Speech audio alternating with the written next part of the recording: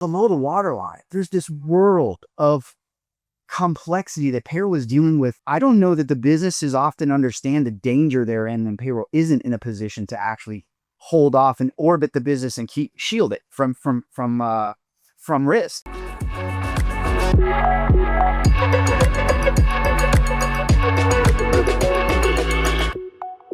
One of the biggest problems that we still see in payroll is still largely an afterthought. It's not the first place organizations are going to have a conversation about a strategic move, whether that's hiring or entering a country as part of growth, or whether that's maybe making a merger or acquisition, right? We're still fundamentally treating payroll as an arm's length organization, right? That's sort of after the fact. And I think what you're finding is that a lot of organizations have woken up to the fact that, number one, that payroll, those payroll leaders are actually business leaders who have a point of view, who also happen to maybe curate the most richest and valuable data set that is often overlooked in their organization.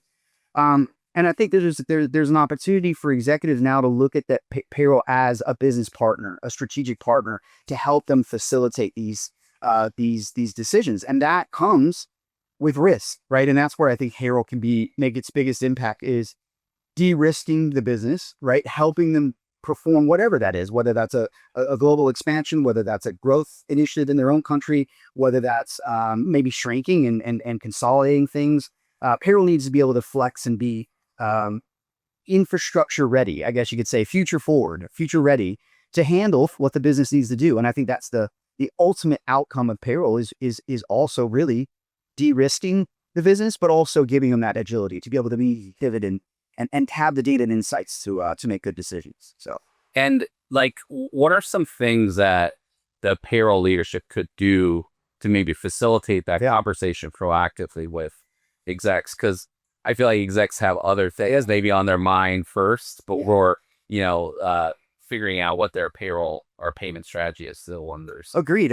Yeah, look, and we are seeing that. I do some research every year called the Payroll Perfection Confidence Index, and one of the things in there that we're finding is there is a market for I think it's a 3 or 4x ROI return when payroll and the executive leadership team have a dialogue, when they have a direct line with each other. So I think there's been an understanding that payroll needs to be, we talk about payroll being brought to the table.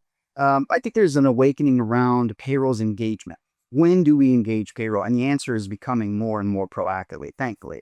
What we need to do, though, is there's still largely an ignorance for what payroll actually does and how much. I have this thing called the payroll iceberg I've shown, where, on the top, you'll have executives and leaders will see reports, and maybe they'll see some check, obviously their check, and maybe some complaints. If there's complaints, no one's calling up the CEO going, the payroll department really killed it this week. They got all of my pay to be on time. There's just this expectation of that.